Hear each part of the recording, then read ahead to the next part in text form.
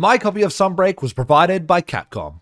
Thanks, Capcom. Hey there, folks. Hope you've been well, and I've got a question for you. Is there a word to describe the feeling when you realize the developers of a game listen to just about every single little bit of player feedback before making a huge expansion and implementing to the best of their ability just about every change required to elevate the experience in almost every single way? What's that? Why do I ask? Oh, no reason at all. Welcome back to another video, folks, and it's about time I shared my feelings about Sunbreak in a far too in-depth and convoluted way, don't you think? Sorry this took so long, but I'm personally someone who believes that in order to provide a valuable review of something, you need to have the time spent with the product to really sink in and get the feel for all of its features, and when it comes to Monster Hunter, 10 or 15 hours just isn't enough. Now, from that opening, you can probably tell I like Sunbreak, and if that's all you needed to hear, then I hope you have a fantastic day. But for those that love to just pick apart each and every element of something, I'm here for you. The point of this review is not to convince you to buy or not to buy Sunbreak. That's your decision to make. The point of it is to look through everything it has to offer and see what it does right and what it does wrong. Does it do the Monster Hunter series justice, or does it fall short of its legacy? Let's have a look, shall we? Everything will be broken up into sections, so be sure to check the chapters if there's a particular feature you want to know my thoughts on. And just so you're aware, this is not a spoiler-free review. It will be very spoiler-full, I guess. Hey guys, Editing Ginge here. We just found out that the release date for the first title update is the 10th of August, so since this video will be coming out about the same time as that content won't be included in this review. I'll do a separate video about that in the future. Alright, cool, back to the review. So keep that in mind, and without further ado, I am Peak Ginge, don't forget to like and subscribe, and this is my Monster Hunter Rise Sunbreak review. Now, before we talk specifically about Sunbreak, it's probably worth quickly sharing my thoughts on the base game. I've talked about it through various different videos, but I never explicitly made my review about Rise. And so allow me to air any grievances I may have here and be completely transparent. Rise was a disappointment to me. I don't hate it and I enjoyed my time with it, but it wasn't what I wanted it to be. In the lead up to it, I envisioned a Monster Hunter game that would be the perfect blend of old school and new school design styles, the ultimate Monster Hunter game, and in my humble opinion, it wasn't quite there. By and large, it's fine, but there are a few particular things that spoil the experience for me. First is the fact that the wire bugs help you to such an insane degree that it hinders the Monster Hunter experience. Every hunt has you running circles around most monsters, and it feels like some of them are just struggling to keep up most of the time, when it should be the other way around. This leads into the difficulty and length of the game. Never before have I finished a Monster Hunter game story in like 6 hours, but I did with Rise. Now, I won't go too hard in on this because I understand that a certain global event impacted the industry in a pretty significant way, but when every single hunt is being knocked over in 5 or 10 minutes and you're taking down the big bad flagship with early game gear, it spoils the Monster Hunter feel. At least it did for me. I also just cannot stand rampages, and the only fun I ever had with them was when I was playing with a full party of friends, because they are just utterly insufferable alone. And lastly is just like the vibes, you know? The Japanese aesthetic is great, and I think it's well delivered, but there's two particular design decisions that I just cannot stand. The first is giving the hunter a voice, because all they ever say is just the cringiest shit you can imagine. Things like, I hope you have insurance, or see you in hell, to just an actual animal. Imagine in real life walking up to a lion and saying, I hope you've got insurance, and then shooting it with a gun. Also, the latter quote not only implies that the animal is going to hell, but the hunter is also going to hell, which I just find pretty funny. The second decision is how they chose to portray all the monsters as evil and malicious via those opening cutscenes. This is purely down to personal preference, I suppose, but I like all the speculative biology stuff that you see in Monster Hunter World. You know, having all these creatures portrayed as natural parts of the natural world acting off instinct. So when I have to listen to how evil the Arzuros or the Baggy is, it kind of takes me out of it. It does a lot right, and I'm not entirely doom and gloom in my thoughts about Rise. I enjoyed the moment-to-moment gameplay, the action and skills have a real punch to them, and it looks surprisingly good on the Switch. The creature design is truly phenomenal as well. Like, Rise has some really strong aesthetics and themes for its monsters, and there has never before been a group of new ones that are as cohesive as those introduced here with their yokai aesthetic and design focus. It was also a return to form for weapon and armor design after World opted to do all that iron and bone weapon bullshit, and I think the addition of Palamutes is a really nice and fun touch, even if I do prefer to run double Palico once I hit the late game. So with that out of the way, let's get on with Sunbreak, shall we? Does it rectify the issues present in Rise? Does it stand up to Monster Hunter's legacy well? Let's talk about it. Firstly, I'll quickly touch on the boring stuff and get it out of the way, you know? I'm talking about the performance, of course. I've been playing on the PC and it runs great for the most part. The only thing resembling performance or technical issues are the rare and brief dropping of frames and the load time slowing down if the game is left idle for too long. But I know some folks are having bigger issues than I am. Visually, I think a lot of the new assets look cleaner and better than base Rise, especially the character models, and the animations seem smoother as well. The new monster models and visual effects stand out particularly well, and in some regards, I think they hold up to world standards. TLDR, does it run well? Yes. Have some people been having issues? Yes. Have I? Not really, no. From here, I think it's best to emphasize the things that really make Sunbreak its own thing, things that encapsulate the experience as a whole. So let's talk about the mechanical and combat changes and additions we see front and center in the expansion. The big ticket item akin to Iceborne's Clutch Claw is the switch skill swap. Rise introduced the switch skills, which gave you the opportunity to equip new silk binds and change your basic attack actions as well. This could be done whenever you were in town, as well as in the camps of each map. With the switch skill swap, however, you can now customize 2 different loadouts and swap at will in the middle of a fight. It's a welcome addition, and honestly doesn't feel as game breaking as I had expected it to be when I first saw it was revealed. I find that I don't use it all that often though, and actually barely touched it until later on in my story playthrough, but as I play more and more, I find it becoming more useful. As I've been using the Greatsword exclusively since I began Sunbreak, I've got one loadout that has your classic Greatsword charge slashes, and my second loadout is focused on the brand new surge slash combo to help with some of the faster monsters in the game. Oh, what's this? A segue? Don't mind if I do. Along with the introduction of the switch skill swap came a series of new silk binds and switch skills for each of the weapons in the game. From the community reaction I've seen so far, they range pretty widely from average at best to absolutely game changing, but I can only really speak on the Greatsword ones because that's all I've been using up until this point. Don't worry, I fully intend to try out a bunch of new weapons. I'm just really enjoying my time with the Greatsword grindset mindset at the moment. The Greatsword gains access to the surge slash combo, which I mentioned earlier, which is the first time the weapon has had any semblance of speed or finesse. You gain access to a quick 3-hit vertical combo, with the 3rd hit having several different inputs for varying attacks, or a 5-hit horizontal slash combo. Attacks can be interwoven for variants of the slashes, and each can then lead into a charge slash and a true charge slash at the end. Honestly, this is some pretty wild stuff for the Greatsword, but it gets even more wild with the new silk bind. The strong arm stance is the counter we didn't know we needed, but I can't dream of going back now. It is just the cherry on top to the already decadent cake that is the Greatsword, and may single-handedly make this one of the most enjoyable Greatsword experiences in Monster Hunter history. There are a couple of different ways this can be used to varying levels of effect. The first is just using it from your idle stance, which will counter the attack and let you go into a charge slash. This tends to happen as a snap decision when you get caught off guard, and does the trick to avoid just getting completely wrecked. But the best way to use it is in the middle of a charge attack. Doing so and countering successfully allows you to transition into the true charge slash straight away with a damage buff to boost its already huge numbers, making it the single highest damaging attack in the game, to the best of my knowledge at least. I saw a video where someone woke up a monster for like 7 or 8k damage or something. It was insane,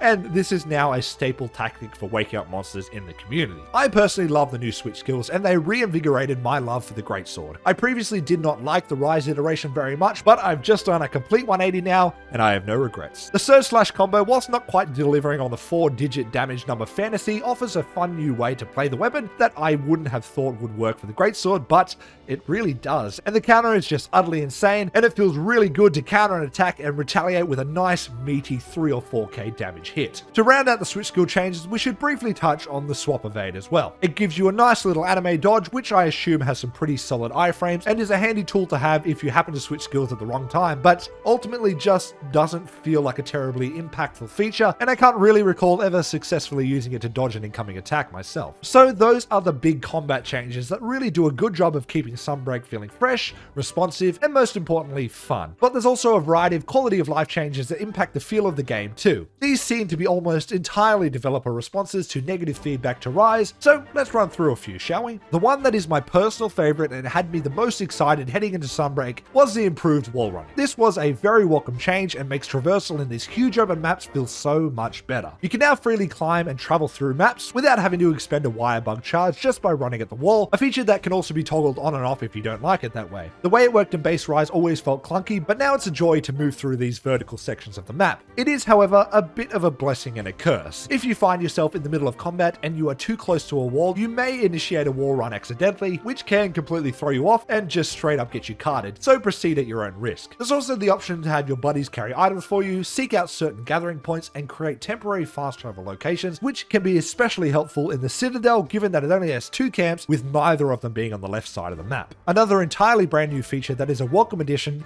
and does a great job of fleshing out the content of the expansion as a whole is the follower collab quest system. Essentially implemented to fill the role of the village, since there's traditionally no single player content in Master or G rank expansions, this system provides a way to play solo while still providing you the group dynamic that makes up a significant part of the Mon Hunt experience. You can venture out on these quests with most of the major NPCs from Sunbreak and Baserise as they fill the role of followers, and they each effectively have access to everything the hunter does. Weapons, switch skills, and items, but they're just AI controlled, and honestly, the AI is pretty good for the most part, better than I expected to be honest, and only on a few occasions have I seen them just have a complete meltdown and get completely wrecked. There's 9 followers available as of recording this video, and they each use a different weapon, so you've got pretty good options to complement your weapon choice. There are 2 different types of follower collabs, follower quests and support surveys. Follower quests are requests to take on a specific monster with a specific character. By doing these requests, you receive rewards and equipment designs, and if you do enough of them for a specific character, that character will then be available for use in the support surveys. Support surveys allow you to undertake a quest of your choice with a follower of your choice, and in addition to the existing follower quest mechanics, you can also select different weapons for the follower to use as well. Honestly, I haven't gone super in depth to this system because I've been playing mainly multiplayer with friends, but I think it's a really nice touch and is implemented quite well. I'm surprised the AI works as well as it does, and each of the followers are competent and effective in their own ways. They heal you, use complex switch skills and counters, and they even initiate Wyvern rides to assist. On that note, I will say that, as I've noted it in some of my recent videos, Fiorane accompanies you on your first hunt against each of the 3 lords and the final boss, and I flip-flop back and forth on my feelings towards this. I think she makes the quests a bit too easy and she takes away from that new monster experience, but I've also realized it's super thematic and a nice touch. But she just has a tendency to swoop in to save the day a little too much for my liking. That being said, these are fringe cases and aren't technically even follower quests, so I suppose it's not that big a deal. So that covers off the major mechanical and gameplay changes, I believe, so let's now turn our attention to some of the best parts of a new Monster Hunter experience. The stuff that people tend to be the most interested in. New monsters, maps, and characters. Each iteration of Monster Hunter brings with it at least some brand new faces, along with a series of returning ones that rarely falter when delivering on what makes Monster Hunter so great. Arguably the most important of these faces are the monsters, because without them, there is no game. So let's take a look at them, both new and old, to see how Sunbreak's roster stacks up. Let's talk first about the returning monsters, the recognizable faces that pop up throughout the expansion. Capcom always brings back some monsters, mostly flagships, to help round out the roster and appeal to those who have already picked their absolute favorite monster of all time. What is different about Sunbreak, I think, is the choices made. It's almost like they sat down and said, alright, give me a list of all the fan favorites we didn't put in Iceborne. Excellent, okay, alright, yep. Okay, put all of these in, please. Thank you. Because the roster is absolutely stacked. This, of course, means we didn't get the likes of Glavenus or Brachydio, some of my personal favorites, but they had their time in the sun, and what we did get certainly makes up for it. First is the returning monster I was most excited for personally.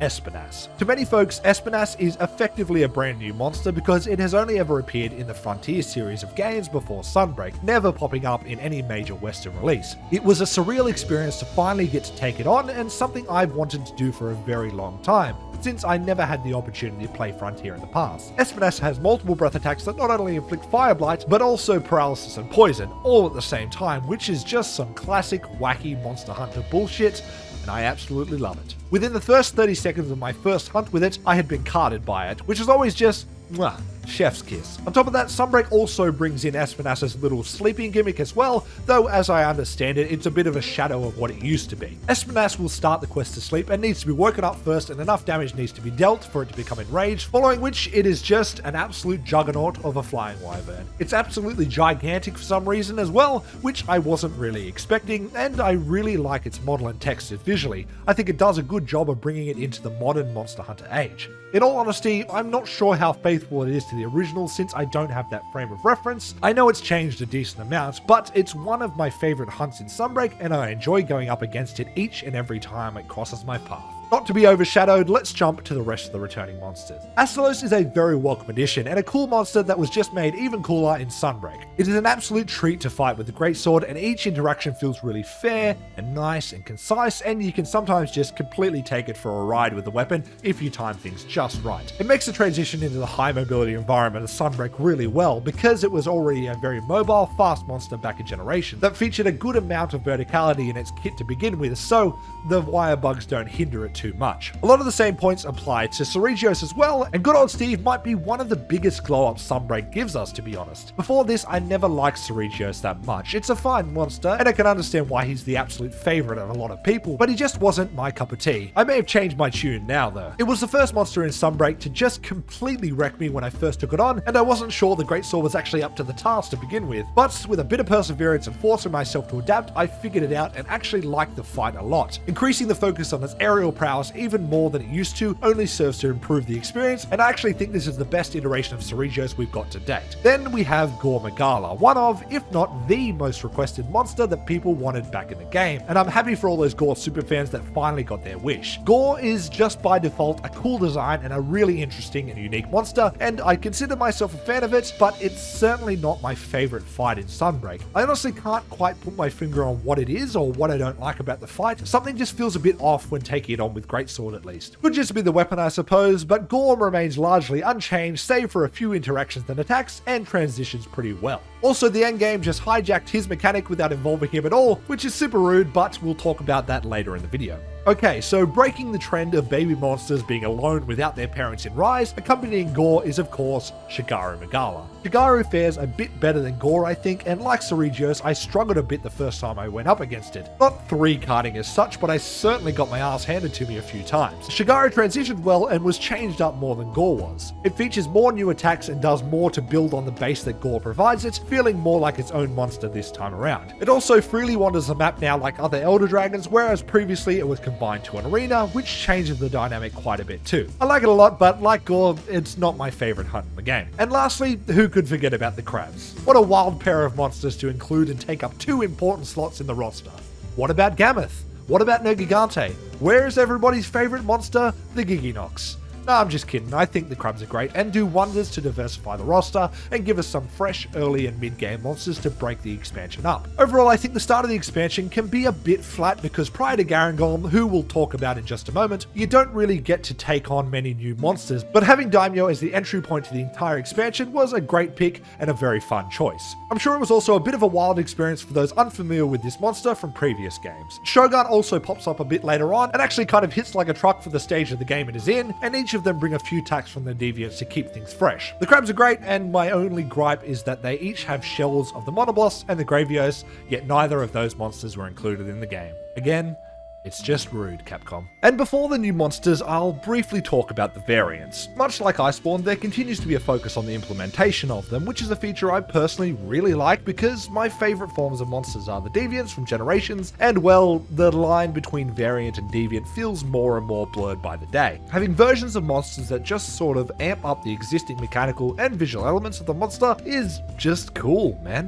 What more do you want? So far in Rise, we got Allmother Narwa and Crimson Glow Valstrux, and Sunbreak adds both Furious Rajang and Scorned Magdamarlow, with Seething Basilgeese looming on the horizon and more to be confirmed apparently. Since Narwa and Valstrux were in the base game, I'll largely skip over them, but Furious Rajang appears as the Master Rank 50 urgent quest, and whilst normal Rajang is something of a letdown in base Rise, Furious Rajang is also a little bit, I think. It certainly does a better job of returning Rajang to the form and prestige it once had, but it's still not quite the powerhouse I'd like it to be. Scorn Magdamarlow, on the other hand, that guy fucks. At this stage, it's the final new monster you take on at Master Rank 100, and it does a pretty solid job of taking Magdamarlow and just making it what it always should have been. New attacks, cooler look, the dragon element, I think. Scorn Magdamarlow feels like the Elder Dragon level threat it's always wanted to be, and I'm here for it. With more on the horizon as well, I do hope we get some new stuff, but there's already a few monsters that are in Sunbreak that already have variants, so they are more likely inclusions, I would say. Things like Chaotic Gormagar Gala, Frostfang Barioth, and Rusted Kushala Daora, for example, but I'd prefer some new stuff myself. Enough talk about the old stuff, time to talk about the new monsters, and I suppose we'll just go in order. The first of the 3 lords you encounter and the easiest to take down, Garangolm is a pretty unique monster both in design and feel. It manages to make a relatively slow monster work really well in the setting of Sunbreak because of just how big it is, but my first impression of it was not necessarily a positive one. It was let down by, one, mine was just really small, which just completely took away from the whole, this thing is a titan, a behemoth, an absolute unit build up that the game gave you, and number 2, Fiorane takes the challenge out of the encounter a little bit, which I won't harp on about because I already mentioned that a bit earlier. This was sort of fixed though when I went for the Garangolm armor set and weapon after the fact, because I always like to use new monster equipment on my first playthrough of a new game. My experience with the monster during and after the grind has been much better, and it can be quite challenging at times when you're up against it 1v1. And once you see a big one, you realize it lives up to the stories told about it. Garangolm is a cool enough monster design and a fresh new face that serves to diversify the Fanged Beast class of monster, which is always welcome. I'll always be a fan of dual element monsters, but it does feel a little bit low on the difficulty scale to be a quote-unquote Lord of Elgato, and I think I would have preferred it to be a bit more beefed up. From a gameplay perspective, I understand that each Lord is the entry point for Master Ranks 3, 4, and 5, but still, I feel it'll benefit from a variant a lot further down the line. All in all, whilst cool, I think it's the weakest design of the new monsters. Next up is the second Lord, Lunagaron. As the entry point for Master Rank 4 quests, Lunagaron does a much better job of living up to the title it's been given. It features a very diverse array of attacks and makes the hunt feel like there's never a dull moment, and feels especially nice going up against it with the Greatsword. Upon first introduction to the monster back in its first announcement trailer, I actually didn't like it very much. I thought it was too generic and was way too similar to other Fanged Wyverns who were just more interesting, like Tobagadachi and Odogaron. I was definitely wrong. It turns out on the surface, Lunagaron is deceptively simple, but as you learn more about it and the theme it's based around, it really becomes a truly fantastic monster. Somehow Capcom managed to make a werewolf monster that doesn't feel goofy or out of place in the series. In fact, it works really, really well. I didn't grind it like Garangolm, but I have fought plenty just for fun, and overall, it's actually my favorite of the new monsters we've been given in Sunbreak. Next up, of course, is the big man himself, the flagship monster, the Elder Dragon on the cover, Dracula Dragon, Dragula. Malzeno is a monster that encapsulates the meaning of an Elder Dragon almost flawlessly. It keeps the classic dragon silhouette but offers an entirely fresh take on it, wearing its vampiric inspirations on its sleeve and just completely and utterly leans into the blood motif whenever it can, even introducing a brand new status element in the form of Blood Blight. Its attack patterns include a variety of dashes, slashes, and bites, sure, but where it really shines is with its signature moves. Its pin attack is truly terrifying and encapsulates the horror of being feasted on by a vampire as Malzeno wraps you in its wings and drains your life force as it does. And then of course there is the teleport. Yep, that's right, a teleport. In my Monster Hunter game, ridiculous. Okay, I know it's just him moving super duper fast, but for all intents and purposes, he is somewhere 1 second and somewhere else another. That's a teleport in my book. It catches you entirely off guard when you first see it, leading to a variety of combos, and the sound design on the move is second to none in Sunbreak. Overall, Malzeno does an excellent job of being Sunbreak's flagship monster and the primary antagonistic force, far better than Magnamalo ever did in Base Rise. It's fresh, it's powerful, it's scary. It was a great addition, and I look forward to whether it receives some sort of variant like Nergigante and Magnamalo each have. And last but not least of the brand spanking new faces is the final boss, Geismagorn. Geismagorn fits pretty well into the mold of final bosses that Monster Hunter has been aiming for recently. Huge, unexpected monstrosities that don't quite fit the standard aesthetic of the series. Just look back at Xeno'jiiva, Shari'shvalda, and Nawa. They're all bizarre and weird, but they each work pretty well in their own right, some more than others. Geismagorn is based on a demon, or just straight up the devil himself, sucking life force from all things around it with the curios. It's intimidating, it's deceptively fast at times, and I think it does a good job. It's a classic bait and switch final boss, which is a mainstay of Monster Hunter game design, where the game builds up one monster, in this case Malzeno, as the big bad guy before surprising you at the end and redirecting to an entirely new unseen monster. It's truly a cinematic experience with the way the fight, the arena, and the monster's attacks are designed, and there's even a little scripted sequence where Fiorane dunks on him the first time you fight it. It's a good time, and whilst not the strongest design in Sunbreak, I think it caps the entire Rise experience off quite well. And that just about does it for the Sunbreak exclusive monsters. Yep, that's it. I guess we'll move on now. Huh? What's up? Subspecies? In Sunbreak? Oh yeah, them. Yes, Sunbreak also has subspecies in it, but they took a bit of an unusual path. Usually what happens is a handful of new monsters receive a subspecies of some kind, whilst another handful of pre-existing subspecies are sprinkled in to flesh out the roster. But this time around, they just sort of skipped that second part, and there's only 4 subspecies in the game. Not only that, but they actually picked the 4 monsters that I personally most despise from the base game, and decided those were the ones to get them. Bishaten, Somnicanth, Almudron, and Rakna-Kadaki. Yikes. Now, no offense if any of these monsters are your favorites, that's cool, you do you, but I just never liked any of the base forms, and giving them all subspecies doesn't really change any of that. The concept as a whole feels a little half-baked in Sunbreak and not fully committed to, especially for Somnicanth and Rakna-Kadaki. It just seems bizarre to add in subspecies, the group that has the largest representation apart from base forms, and only have 4 of them in the game. There's subspecies that already exist for a large portion of the Rise roster that would have diversified it quite nicely too. Viper Tobigadachi, Folger Anjanath, Coral Puke Puke, Sand Barioth, Jade Baroth, just to name a few off the top of my head, so where are they? Yes, there are confirmed to be more title updates, so let's hope the roster is bolstered a good amount moving forward. With regards to the fights themselves, Blood Orange Bishaten is meh at best. Higher Rakna just feels worse than the normal one, and honestly is more a variant than a subspecies, I would say. Aurora Somnicanth is actually better than the normal form because it doesn't have sleep, so that's kinda cool. And Magma Almudron is way too fast for what it is, but it still feels better to verse than the normal one, so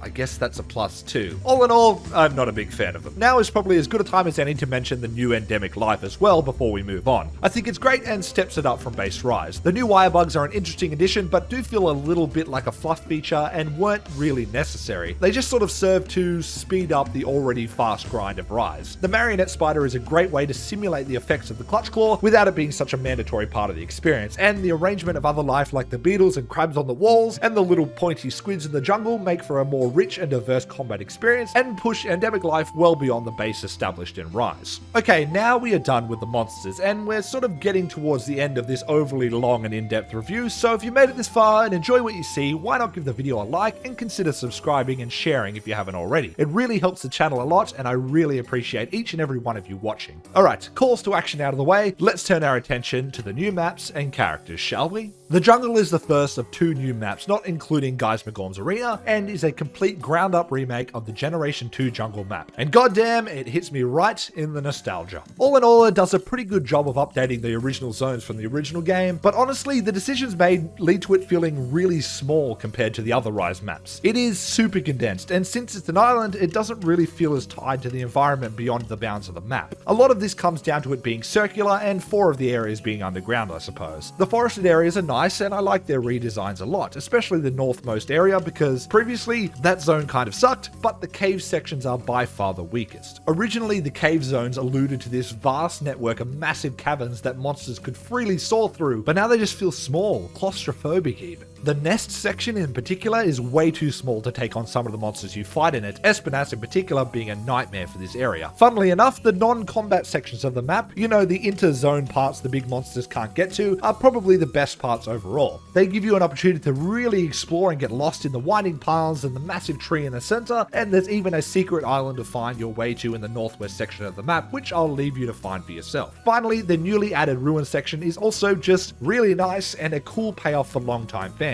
I'd always been drawn to the temple in the original iteration of the map, though it's very satisfying to be able to venture in and explore it now, even if it is ultimately just a big combat zone. Onwards to the Citadel, the brand spanking new map that is themed specifically around the aesthetic of Sunbreak. It is the main centerpiece for the whole expansion and is basically to Sunbreak what the Hoarfrost Reach was to Iceborne. Overall, it is pretty unique for a Monster Hunter map, considering just how varying the terrain can be from zone to zone. You can begin a quest in a hilly area with a huge swamp filled with tree sap, transition to a frozen mountainside, and finish in the ruins of a destroyed castle, and it all fits together surprisingly well. Overall, it ties the expansion together into a nice little package, and it fits the thematic really well, though it is a bit of an odd choice to make another map that is largely ice-themed, following on from Iceborne, and I think that portion of the map could have used a bit more of a unique design decision. I think my favourite parts are the castle sections because it's a rare occurrence in the series to get to take on a monster surrounded by architecture rather than the natural environment outside of things like the Fatalis and other big boss arenas. It's like a 8 out of 10 map, I'd say. And so we come now to the not explicitly action-packed cool gameplay stuff in the expansion, the story and the characters. Monster Hunter has a history of not really delivering a mind-blowing story arc, and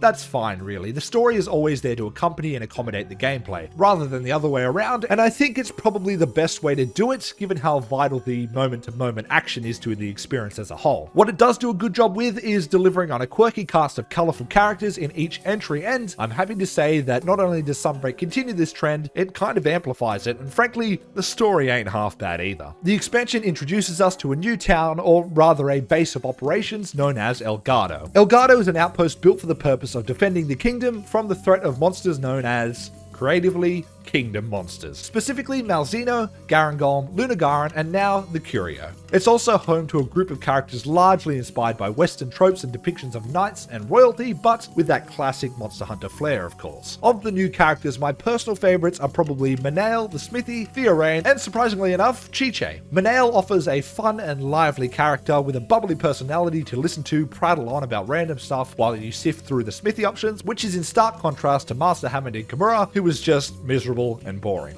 Hey, good to see ya! Ooh, I'm itching to get started.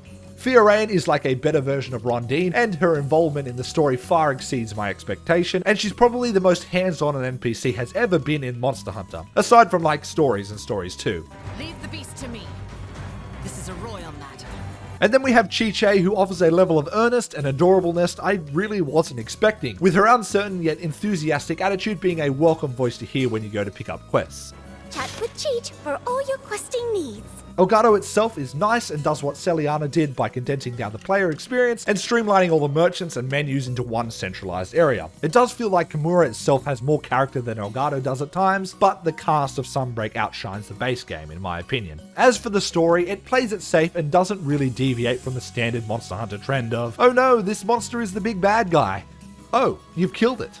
Oh no, it's actually this bigger, badder monster that's the big bad guy now. It's largely centered around the research of the Curio by Bahari and the history of Chadius and the Citadel, leading you to unearth the real threat, which is the Archdemon of the Abyss, or Geismagorn for short. The progression from Garangolm to Lunagaran to Malzeno feels pretty natural and flows really well, but there's still a little bit of that element that depicts the monsters as evil, which I don't really like, though it's nowhere near as egregious as it was in Rise. I find that the whole thing comes to quite a satisfying conclusion, with threads left open that allow the endgame content to make sense. And there's even this section of the storyline where it seems like Theorain is just straight up going to die, which might have been a decent plot device in another game series, but wouldn't really fit the jovial nature of Monster Hunter. Looking at you, Legends of the Guild. Oh, and the build up to the Geismagorn quest may be one of the best examples of visual storytelling in any Monster Hunter game ever. Before taking on the final boss, you get sent on a quest to Hunter Lunagaran. When you get there, everything else is dead. Everything is still, there is no background music, and the Curio fill the air.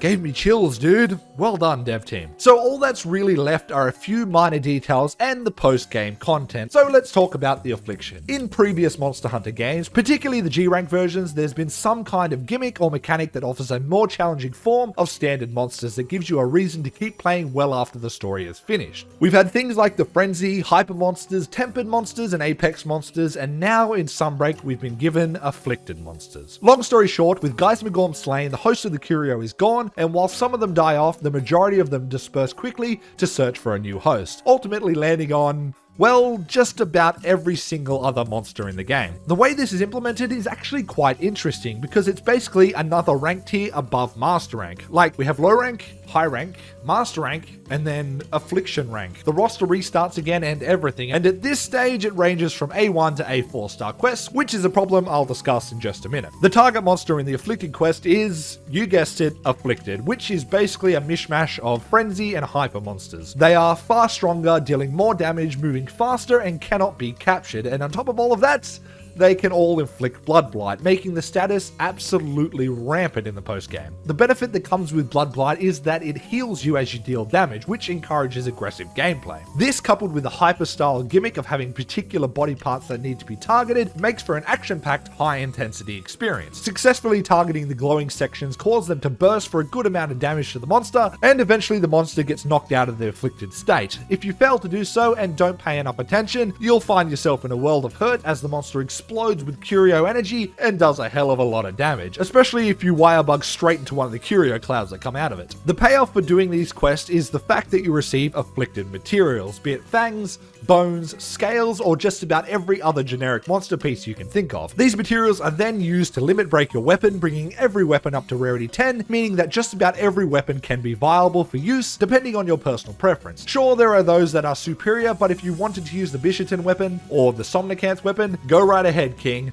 Live your best life. It isn't going to make enough difference for the average player. Overall, it's a cool way to tie the story into the post-game. Mechanically, it's an interesting way to shake up every monster, and the challenge ramps up quite significantly. Best I can tell at the moment, it seems that the Affliction quests only go up to a 4-star quest, basically to Garangolm and similar level monsters, meaning monsters on the level of Lunagaron and above aren't in the game. This likely changes with the title updates, but it seems a weird thing to not include in the base version of Sunbreak, considering the framework is there to be applied already, with the monsters and mechanics already in the game. And it kind of feels a bit shitty when you beat the Master Rank Valstrux expecting a 5-star quest to unlock, and they just don't and won't until an update. We also already versed an afflicted Lunagaron, so what's up with that? It also seems like a bizarre place to stop too, with half the roster being afflicted and the other, more interesting half not being afflicted, and I can't see a good reason to not have it in the base version. I could understand if they excluded, say, the older dragons and drip fed them like the Arc-Tempered stuff in Iceborne, but it just seems like a marketing thing because people will really want to return to the game in a few months to take on harder versions of their favorite monsters, so I'd say that's definitely a bit of a negative in my mind. Alright, well, before my final summarized thoughts, a few loose ends remain. The game adds in plenty of features, and I'm sure I'll miss some of them, but of particular note are the new melding options and decorations, particularly Rampage decorations, and overall it functions like Rise, except you need better materials for the meldings, along with ways to instantly complete those meldings, and decorations now go up to 4 slots, providing more points in a particular skill, much like Iceborne. Rampage decos give you options to switch in and out any Rampage skills you want as long as they fit in the weapon, because there are no Rampages in Master Rank, and thus the inert skills were removed. I also really like that there are mid-rank urgent quests this time around, which really help the flow of the game. Instead of ranking up and then having to complete like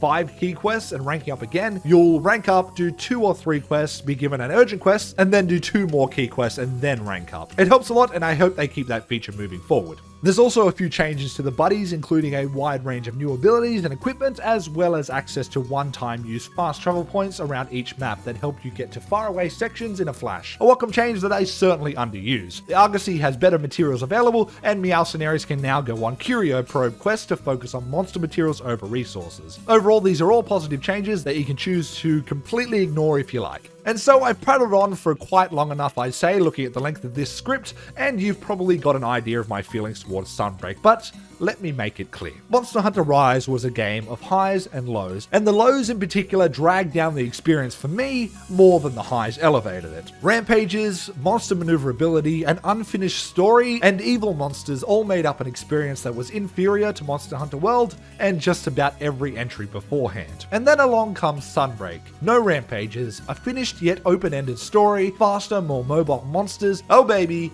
this is it. Sunbreak is by and large a universal improvement and upgrade of the framework that base Rise built, and ultimately that credit needs to be given. If Rise didn't walk, Sunbreak wouldn't have been able to run, so I think I appreciate it a whole lot more now. I actually had the opportunity to play through the entire base game just before Sunbreak to help boost my girlfriend through, since she hadn't yet played through it on PC, so it gave me a chance to reflect and then ultimately compare it to Sunbreak immediately. The monster designs and choices fit really well with the theme, the maps are fantastic, if not a little underwhelming in the case of the jungle, the characters are colourful and fun, and the new mechanics make for a gameplay experience that feels tight, in-depth, and above all else, really, really fun. Sunbreak is still probably not my favorite Monster Hunter game, but it's up there, and it certainly cements itself as one of the great Monster Hunter experiences we've been given over the years. I look forward to hundreds of hours to come as I experiment with weapons and new content is released down the road. Thank you all for watching. I hope you have had and continue to have a great time with Sunbreak or any other Monster Hunter games you are playing at the moment. Make sure to stay tuned to this channel, and happy hunting.